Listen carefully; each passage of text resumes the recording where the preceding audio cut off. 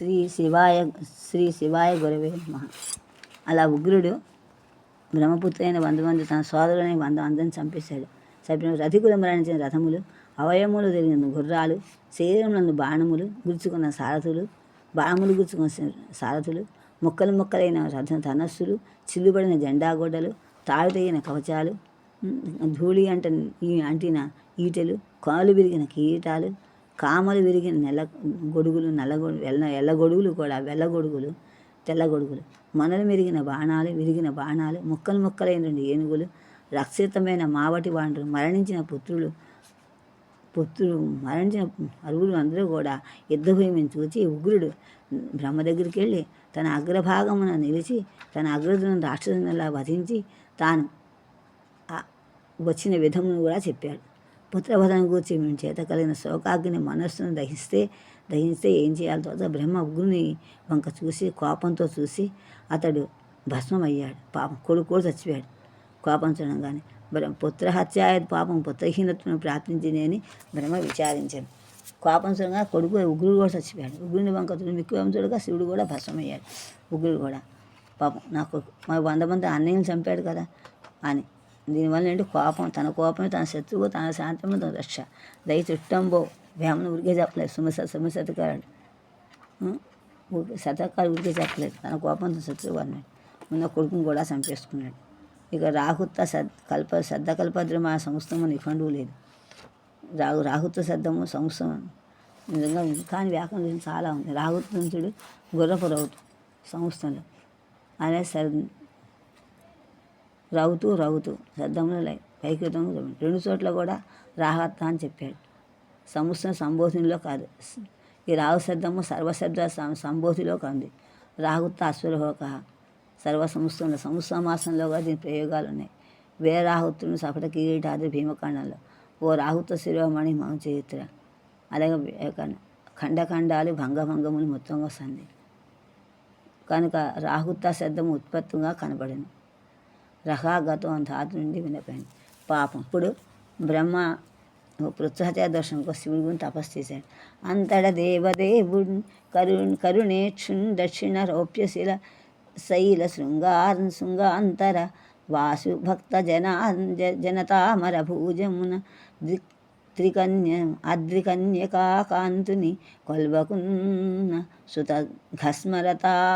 సుతహీనతా దుర్దాంత పయోధిపాతమున దప్పి మనం సుఖంబును. అప్పుడు దేవదేవుడైన దయతో కొన్ని సూపులు కలిగినటువంటి శ్రీకాళహస్తీశవును వెలసిన వాడైనటువంటి భక్తుల దేవతా వృక్షమున శివుని సేవింపకున్న పుత్రహీనత అనువాని వనకైన పాపమనే సముద్రము కూడటం తప్పించుకున్న వాని హృదయము సుఖముగా ఉండనేరట. నిజమే మరి. దేవదేవుడు దయతో కొన్ని శుభులు కలవాడిని కాళహస్తి శిఖరమున వాడు భద్రముల వృక్షమును శివుని సేవింపకునచో పుత్రహీనత అనువాని వలన కలిగిన పాపమనే సముద్రమున కూలట నుండి తప్పించుకొని హృదయము సుఖముగా ఉండనేడు. భక్షకో ఘస్మరో దర్శ అమరం సంహారకుడు ఉన్నది లక్షణార్థం ప్రయోగాంతము. ఖస్మర మురఖస్మర ద్రోణపరంలో ఉంది, పారిజాతంలో ఉంది అని ఆలోచిస్తూ అంచెలగట్టినట్టి రథమాత్మవధూతి తాను ఎక్కి చింతించినంతలో గదిలి తీవ్రత దక్షిణ రౌప్య శైలం కాంచె విరించి ముత్తి కలకంఠ వధూపద వీరసాలం పంచముఖానుకూలము విపద్విపీనోదగ్రతవ అగ్నికీలం. బ్రహ్మదేవుడు సరస్వతీదేవితో తాను కూడా హంసలో పూంచిన రథం ఎక్కి తలంచినంతనే బయలుదేరి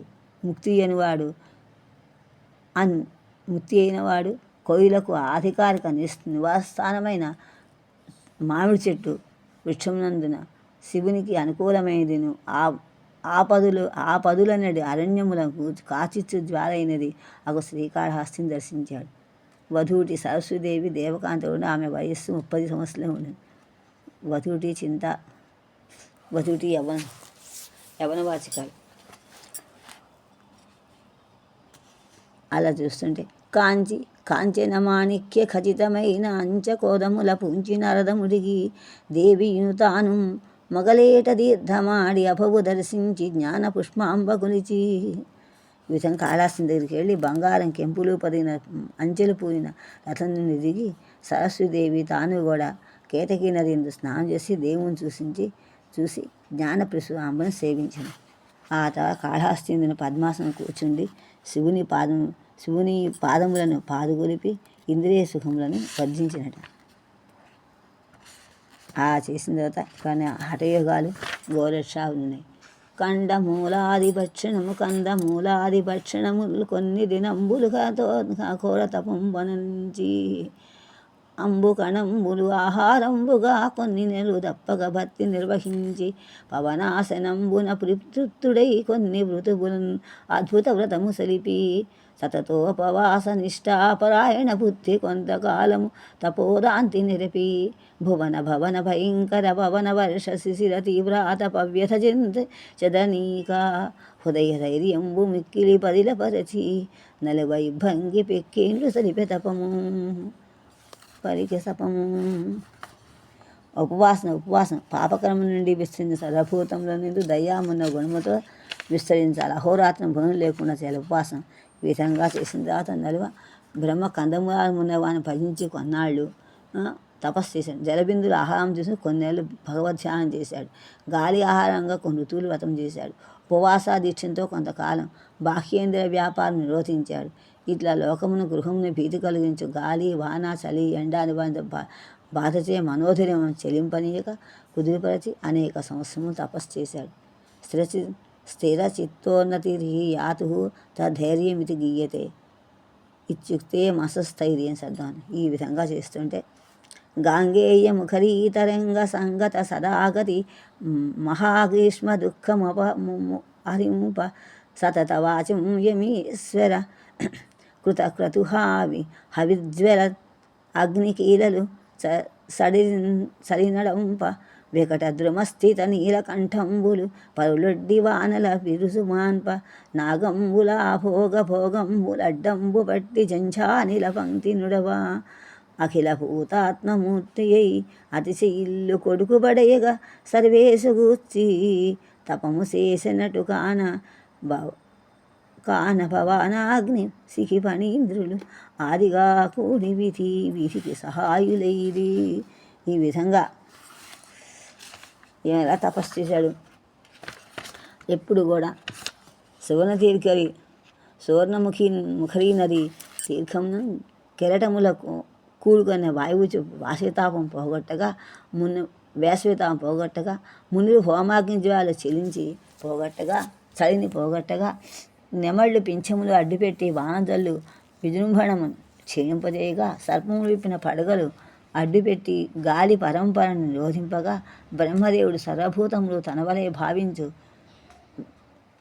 కొడుకుకై శివుని తపము చేసిన అట్టి కొడుకును బయట కొరకు తపస్సు చేయుట వాయువును అగ్నియు నెమళ్ళు ఆ సర్పరాజును ముందుగానే బ్రహ్మకు సహాయకారులేదు. అందు కూడా వాళ్ళ యొక్క గుణాలు చూపించారు. ప్రకృతి కూడా సహకరించింది. అనేది వాయువు సువర్ణముహూర్తి ఎంతో చల్లని కిరణాలు వేసింది. వేడి తాపం పోగొట్టింది. అగ్నిజ్వాలు పోవడానికి నెమళ్ళు పింఛ అడ్డుపెట్టి వాందలు రాకుండా అగ్నిజ్వాలను సరిపోగొట్టింది చక్కగా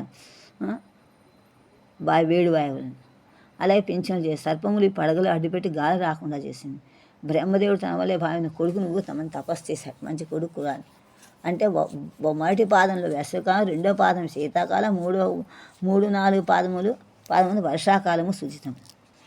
నెమళ్ళు నృత్యము వశూతుని చెప్పుడు కవిశమం. వర్షాస్వేద మయూరాణం వ్రతం నృత్యంచ వర్జయేత్ కావ్యమాంస. కనుక వానకాము నెమళ్ళు పురులిప్పి వానగా నిరోధించమట. అఖిల భూతాన్ని ఆత్మవ సర్వభూతాన్ని అందాన్ని ఇలా చేయటం వలన వాళ్ళు తల్లిగానని లేడి పిల్లకు జన్మించి పెంచి బెబ్బులు తన బిడ్డ అడ్డట్లు దైవికంబున గూడు తప్పి నెలను బడ్డ రాచిల్క ప్రోదల బ్రోచు పిల్లి ఎండచేగ్రానిన కొండ నెరియదిచ్చి ఎలమాని నీడల నిపు క్రోతి ఎడవాసిపోయిన పిడి విడి ఏనుగుల గూర్చి కరివిహరంబు కేసరి హరింజు ఎగబడి వచ్చుర సర్వములను బట్టి వెయ్యన రాత్రి పెయి పెట్టి కాచు గండ పేరుండు పక్షుడు గరిగాజుని ఆశ్రమంబు శాంతరస రూపమయ్యే. అప్పుడు శాంతరస బాగా చెప్పాడు ఆయన, అంత చాలా బాగా చెప్పాడు. తల్లి మరణిస్తే లేడి పిల్లకు వ్యాఖ్రీచని బాలి పెట్టి తన పిల్లను పోషించాయి. ప్రమాదవశంలో గూడు నుండి జారిపడిన రాచిలుక పిల్లకు పిల్లి పెంచుతుంది. ఎండచే పరితాపం పొందిన కొండ గొర్రెను తీసుకొని పచ్చిలేత మామిడి చెట్టు నీడ కింద మర్కటం వసింపజేస్తుంది. వదిలిపోయినటువంటి ఆడ ఏనుగులను మగ ఏనుగుతో గూర్చి మగ ఏనుగుల యొక్క వియోగ తాపమును సింహం పోగొట్టింది. అంటే ఉరుముల ధ్వనికి భయపడి పారిపోయి వచ్చిన సర్వమృగములను పట్టుకొని మెల్లగా భూమిపై నుంచి కాపాడు గండభేరుండు పక్షులు గది అని బ్రహ్మ యొక్క ఆశ్రమంలో కొంత శాంత గుణమ స్వరూపం ఉంది. గండభేరుండు సర్పమును భజించి మృగ విశేషం అన్నమాట. అంటే వజ్రతుండం వజ్రనఖం వజ్రపక్షం గండభేరుండ వదనం ద్విశేషం భీమ విక్రమం జ్వాలా కరాళ వదనం త్రినేత్రం శత్రునాశనం అనేక కోటి సరభాన్ భక్షయంతం ముహుర్ముహు ఏవం ఛాయేత్ మహావిష్ణు గండభేరుండ రూపం అని చూసి ఆ సర్పం అంటే ఏంటి? సింహాలు వసించు మృగవిశేషం. అష్టాపదాత్ ఊర్ధ్వనైన ఊర్ధ్వపాద చతుష్టయ తం సింహాంతం ఆగచ్చన్ మునేస్తస్య నివేశన సమస్త భాషలో భారతంలో కూడా చెప్పారు. ఈ విధంగా చేస్తుంటే పిండదాతండ గండభేరుండని నద సంశ్రవణ మాత్ర విత్రస్త సరభసాగమన దర్శనోద్భ్రాంత హరివరేణ్య అపో మహారణ్యమకటి రాఘవు గనియే. ఈ విధంగా చూస్తుంటే గండభేరు తన భర్త అభిష్టం నెరవేర్చుటకు చేదుడు వాదుడు అయి ఆ రాచరికులు కలిసి సంచరించగా అది ఒక వేడుకగా ఎల్లప్పుడూ బ్రహ్మకు సేవ చేడు సరస్వతీదేవి తాపసులుగా నటించిన అక్కడ భారతీదేవియును తాను పద్మభవుడు భువనములకెల్ల చోద్యంబు పుట్టునట్లు ఆత్మవిద్యాధరుండైన ధరుడైన కొడుకు బడగా ఘోరతపం వనరించే. కొడుకు సత్సంతానం కావాలని పుట్టింది. అప్పుడు బ్రహ్మ సరస్వతి తాను విద్యాధరీనుడగు కుమారుని బయటికే తపస్సు చేశారు. ఆత్మవిద్య శుద్ధ చైతన్యాత్మకము బ్రహ్మ పరబ్రహ్మతో అభేద జ్ఞానం. బ్రహ్మ విద్య అంటే ఏంటి? శుద్ధ చైతన్యాత్మకస్య బ్రాహ్మణ శబ్దం వేదాన జ్ఞానే అని. కరుణాధారుడు నేత్రకోణముల వంకం చందనానంద బంధురమై మానసం బుబ్బగా ప్రమద పంక్తులు గొల్వ గోరాజు నిక్కి రటన్ మంగళవాద్యముల్ సెలగా లక్ష్మీనాథ ముఖ్యామరులు పరివేష్టించి భజింప పద్మజునకు ప్రత్యక్షమై ఈశుడున్. ఈ విధంగా అప్పుడు ఈ పరమేశ్వరుడు కరుణా కటాక్షం పరంపర వ్యాపించినట్లుగా ఆనందంతో సంతోషంతో మనసు ఉత్సాహపడగా బ్రహ్మగణాలు సేవించగా నందిపై నెక్కి మంగళవాద్యంలోగా విష్ణు మొదలైనటువంటి దేవత పరివేష్టించగలుగా బ్రహ్మకు ప్రత్యక్షమయ్యాను.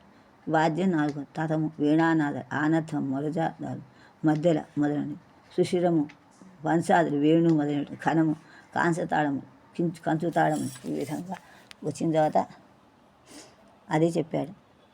తతం వీణాదికం వాద్యం ఆనందం మురజా ఆదికం వంశాదికం తు సుశిరం కాంస్యతాళం ఆదికం ఖనం చతుర్విధం విధం వాద్యం వాదిత్రాతో అద్య నామకం అని. శివుడు ప్రత్యక్షమే బ్రహ్మకు ఏమి ఇచ్చాడు? నీకేమి ఇత్తుమని చెప్పుము సురజ్యేష్ఠ అనన్ భక్తి భాషానాథుండు ధరిత్రి జాగిలి నమస్కారం బురర్పించుచున్ నానారీతుల సన్నుతించి నిటలన్యస్తాంజలిత్వం బునన్ మేనం కంపం రోమహర్షణం సమిశ్రంబుగా నిట్లన్. బ్రహ్మ, ఓ బ్రహ్మ, నీకు నా అభయం ఇస్తున్నాను, నీ కోరిక చెప్పు, నేను నెరవేరుస్తా అన్నాడు. సాష్టాంగ నమస్కారం చేసి భంగులా స్తుతించి నుడిపై దోశలు పెట్టి శరీరము కంపం రోమాంచం కాగా ఇలా అడిగాడు. దేవ నీ వంటి దేవుండు దివ్య తీర్థరాజములలోన దక్షిణ రజిత శిఖరి వంటి క్షేత్రంబు నా వంటి వాంఛితార్థ సిద్ధుండు రదు ధర విమర్శించి చూడా. దేవా నీ వంటి దేవుడు క్షేత్రముల మధ్య శ్రీకాళహస్తిగిరి వంటి క్షేత్రము నా వంటి కోరిక కోరి నెరవేరిన వాడు భూమి యందు దొగుట దుర్లభము అని చెప్పాడు. కాను వచ్చి చూడరాదు భవదాకారంబులోనొక్కమేనైనన్ పారం ముట్టని ఇంక ఎటుల్లోకాతీతమై దృష్టికి లోనయ్యుండని చిదాకృతిన్ ఉపశ్లోకింపగా నిశ్చిదన్నానా భంగులను రకుండియ ధన్యత్వమున్నా బుద్ధికి. కనబడి నీ అష్టమూర్తుల్లో ఒక్క మూర్తి అయినప్పుడు కూడా తుదముట్ట కనుక శక్యము కాదు, ఇది లోకాతిశయము కాదు. నీ జ్ఞానాకారము బహురీతులా కీర్తిని ఎట్లు సమర్థుడు నవ్వుతును, నా బుద్ధికి మేము కీర్తింలోకి ఎత్తింపకుంటే కుతార్థత అని. అదే పృథివ్యాపపు తేజో ఆకాశాలు క్షితిర్జలం తథా తేజో వాయు ఆకాశమేవ అష్టార్కశ్చ తథా చంద్ర మూర్తయో అష్టో పీనాకినః అని శబ్దార్థం అష్టమూర్తిత్వం చెప్పాడు. అలా చెప్పంగానే అదే క్షితిమూర్తి ఈశ్వరుడు, జలమూర్తి భవుడు, అగ్నిమూర్తి రుద్రుడు, వాయుమూర్తి ఉగ్రుడు, ఆకాశమూర్తి భీముడు, యజ్ఞమూర్తి పశుపతి, యజ్ఞమూర్తి చంద్రమూర్తి మహాదేవుడు, సూర్యమూర్తి ఈశానుడు. ఈ తంత్రశాస్త్రం చెప్తాను. భారతీదేవితో పాయక కాలం ధర్మము విచారింపక మదన కేళి తేలంగ 30,000 రక్కసులను దండనించి దయించి ఉదయించి వింధ్యాద్రికేకి వారు ప్రజల పీడింప సర్వం సహాదేవత చెప్పిన నేను రోషించినప్పుడు పుట్టెను ఉగ్రుండను పుత్రుండు వానిచే అందర చంపించి అతని చంపు కొంటిని అజ్ఞానం గట్టుకొంటి పుత్రహత్యా సంతాన విహీనుండనైతి దేవ 2 దోషంబులు మాన్పి నిన్ను వేట్క నన్ను రక్షింపుము అనుడు ప్రసన్నుడగుచున్ అని సహస్రదేవుతో కాధర్మాన్ని విచారించకుండా రతి క్రీడను వలాటం వల్ల 30,000 మంది రాక్షసులను జన్మించి వింధ్యపర్వత ప్రజలను పీడిస్తుండే వింధ్యపర్వతంలో ఉండి భూదేవిని రోషించి ఉగ్రుడు రోషించిన చూడంగానే ఉగ్రుడు అనే కుమారుడు కలిగాడు. వారితో రాష్ట్రం వధింపజేశాను. చివరి ఉగ్రుని కూడా చంపేసుకున్నాను. పుత్రహత్య అయింది, పుత్రహీనత కూడా పొందాను. ఈ 2 దోషాలు పోగొట్టి నన్ను కాపాడమని బ్రహ్మని ప్రార్థించాడు విష్ణు అని చెప్పారు. చెప్పగానే అప్పుడు దక్షిణ కైలాస గోత్ర వీక్ష మాత్రం బునన్ పుత్ర హత్యాది దోషంబునం వాసే మాఘమాసంబున మఖా నక్షత్రంబున వృషకాలంబున సువర్ణముఖరి స్నానం వాచరించి మౌనంబుని మహాలింగంబునకు ప్రదర్శనంబులం ప్రణామంబులం పంచాశ్రీమంత జపంబులం 108 చేసి ప్రతి మఖా నక్షత్రంబున విధంబున 1 సంవత్సరం నడిపిన సుపుత్రుండు కలుగు నీవే కాక ఎవ్వరి వ్రతంబు వడసిను అట్లవునని ఆతిచ్చి పరమేశ్వరుడు అంతర్ధానమునందే అరవింద సందనుండు అట్లే చేస్తుండినం ఆ చెప్తా చేశాడు. కాళహస్తిని చూస్తే నంద మాతాన హత్యాది బ్రహ్మాన్ని దోషాలు పుత్రహత్యా దోషాలు పోతాయి అని పోయాయి. మాఘమాసంలో ఏ దినమున మఖా నక్షత్రం ఉండినో ఆ దినమున ప్రాతకాలంలో సువర్ణముఖి తీరముందు స్నానం చేసి మౌనంగా నీ శివలింగమును ప్రదక్షిణ నమస్కారం చేసి 108 సార్లు నమశివాయ మన పంచాశ్రమంతా పారాయణ చేస్తే ప్రతి మఖా నక్షత్రం ఈ ప్రకారంగా 1 సంవత్సరం చేస్తే సత్పుత్రుడు కలుగుతాడు. నీవే కాదు వశిష్ఠుడు కూడా అని శివుడు చెప్పి మాయమయ్యాడు. బ్రహ్మయ్య ఆ వ్రతము చేయిస్తుంది చేసుకుని ఇప్పుడు వాడి పుట్టిన రుభు అని జనం 2 నెలలకు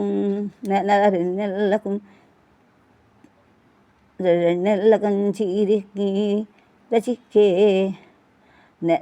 నెలలు 2 నెలలకు 2 నెలలకు చీర చిక్కెద్రి జగన్ నిర్మాత ఇల్లాలికి చెలగన్ చిట్టుములం అంకురించే అరుచుల్ చిక్కుల్ ప్రభాతేందు మండల తేజం వనొప్పే కౌను బలిసిన్ దాసిన్ కుచాగ్రంబుల్ అన్నల్ పాయసముతో చిన్నెడ అభిన్నం వైన నిట్టూర్పులన్.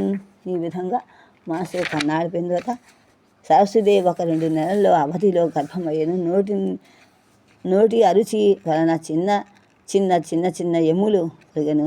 నోటికి ఏ పని రుచింపనవయ్యను. పెక్కులు ప్రాతకాల చంద్రబింబం వంటి కాంతితో నొప్పెను అనగా చెక్కులు వెళ్ళబారను. నడుము లావెక్కను. చనువములు ఇట్లయ్యాను. నడక ఎందు ఆయాసం కానీ నిట్టూర్పులు కూడా నడక కంటే వేగం అనగా నడక ఎందు నిట్టూర్పుని కలిగిన అర్థం. అంటే మనస్సులో ఈ విధంగా తెల్ల నగుమేను కుసుమిత వల్లిగాక కురుకుచంబుల పుష్పజం అందుగాగా అందు నుండెడి నలుపులిందిరమ్ములుగాగా చెలిపొందే వాగ్దేవి గర్భమహిమ. తెల్లని శరీరము పువ్వులుగా తీయగా ఉండి కుచుములు పురుగుత్తుల చనుమడి నలుపులుగా సరస్వదేవి గర్భముతో భావంతో నొప్పించారు. ఆత్మలో నున్న పుత్రహత్యా కళంకం ఆత్మజా భావతా దోషమాత్మరూపం మైన పిండంబు గర్భస్థమైన బయటపడవలనన్న జున్ను మరేనే పొడివిననుపు. సౌభాగ్యములేని సంసార మోహాభిమానములు విడిచి త్రిమ్మరగోరు ముక్తి సామ్రాజ్యాభిషిక్తులే విహరించు యోగ సిద్ధులలోన నుండగోరు మౌన ముద్రాశక్తి మదికి నింపగో చోట ఏకాంతమున వసింపగోరు అప్రార్థితం ప్రాప్తం మగు పదార్థముల దీపనాతి విహదీపగోరు విష్టప వ్యాపకంబు సవిస్మయంబునైన బ్రహ్మకు బ్రహ్మంబు పిండమై ఆత్మగర్భగోళమున నుండన్ తన్మహాగుణములెల్ల తెలుపు మెలపునంతట పలుకు వెలది. అలా ఉండగా అడిగి కొడుకు పుట్టాడు. అది బాగా జగద్వ్యాపకము సాత్వికమైనటువంటి పరబ్రహ్మము గర్భమై తన కుక్షియందు వర్తింపగా ఆ గర్భము యొక్క కళ్యాణ గుణములని ప్రకటించున్నట్టు సరస్వదేవి స్వల్ప సుఖమైన సంసార మొహమున మిథ్యాగర్వమును విడిచి సంచరింపకోరాను. మోక్ష సామ్రాజ్యం ముందు పట్టాభిషిక్తులైన యోగుల యొక్క వ్యాసాదిముల యొక్క మత్స్యభాగమును వర్తింపకోరు. మౌనముద్రైన ప్రీతి చేత మనస్సును ప్రియమైన స్థలముతో ఒంటరిగా ఉంటుంది. అయాచితముగా లభించిన వర్షము చేత శుద్భాగం తొలగింపజేయండి. ఈ విధంగా భారతీ కోర్కులకు పద్మభవుండునకు అనుకూలుడై మఖాతారక ఎందు సుపుత్రుని తప్పక సల్పకనొక్క ఏటిలో నీరజ వైరి శైఖరు నిత్య కృపంగల పుత్ర జన్మం చేరువయ్య దంపతుల చిత్తము ప్రమదం చిగుర్పగన్. సరస్వదేవి కోరికలను బ్రహ్మదేవుడు అనుకూలుడై మఖాక్షత్రమున సద్వ్రతమును విడువక ఆచరింపక ఆలుమగలు మనస్సులు సంతోషం అంకురింపగా ఒక సంవత్సరంలో శివుని శాశ్వతమైన దయచేయవచ్చిన కుమారోదయము దగ్గర పడేను. వాంగ్మయం వైన వేదాంత వార్థియందు అర్థమయుడైన విధుండవతరింప తన్ను మరచిన తెలుగున తమ్మిచూలి ప్రమదమునొక్క వాణి గర్భమందు. శ్రద్ధమయమేంటి వేదాంత సముద్రము నుండి అర్థమయుడైన జ్ఞానచంద్రుడు ఉదయింపగా తన్ను తాను మరచినట్లు బ్రహ్మదేవుడు సంతోషంతో వరడు మరచాట. ఉదయించన్ పరమార్థ రూపము మహాయోగీశ్వరోత్తంసము ఈశాదయావర్ధిత దివ్యతేజము సదా శాంత స్వభావంబు దుఃఖద సంసార విదూర మానసము లోకంబు ఉత్సవ క్రీడలను బదులంగా సుతరత్నమంత జనీ పుణ్య ప్రభావంబునన్. సరస్వతి పుణ్యబలం చేత జనకులకు పండుగ ఉత్కృష్టమైన ప్రయోజన స్వరూపంగా కలవాడు శ్రేష్ఠుడైన గొప్ప యోగి నాథుడు. శివుంచే బుద్ధి పొందబడిన మనోరథమైన వర్చస్సు గలవాడు నిత్యము శాంత స్వభావుడు. దుఃఖకరమైన సంసారం మిక్కి దవ్వైన మనస్సు కలవాడగు శ్రేష్ఠుడైన కుమారుని కనెను. పుత్రోదయమగుట శతపత్రుడు అజుడు శతపత్రజుడు ఆనందలహరిన్ పరవశుడగుతున్ స్తోత్రంబు చేసే ముక్తి కళత్రుని కోరి సునిర్మల ప్రాప్తిన్. బ్రహ్మదేవుడు సంతోషంతో కొడుకు పుట్టంగానే ముక్తి శివుణ్ణి ప్రార్థించాడు. ఖండ పరవశుడును అఖండి దయామండిత వీక్షణంబులను ప్రత్యక్షంపై కమలి తనుభవనకు రుభువనడి నామం వారించు అనుగ్రహించి అవగ్రహరహితంబు కలుషాహితంబును అయిన బ్రహ్మ ఉపదేశంబు చేసి అంతర్హితుండునయ్యే విధంగా పేరు పెట్టాడు. కోరెన్ వెండియు కన్న వారులకు సంక్షోభంబు ఏ సంక్షోభింపక ఏ మృక్య ఆత్మారామత్వము చరంగి ఇకనే అర్థంబు వర్జింపగావే వేరాత్మజ్ఞులనంగా అనంగనారుభువు తల్లి తండ్రి వీడ్కొంచున్ పుణ్యారణ్యంబుల పుణ్యశైల బ్రహ్మజ్ఞాని అయి త్రిమ్మరన్. అక్కడి నుంచి వెళ్ళిపోయాడు.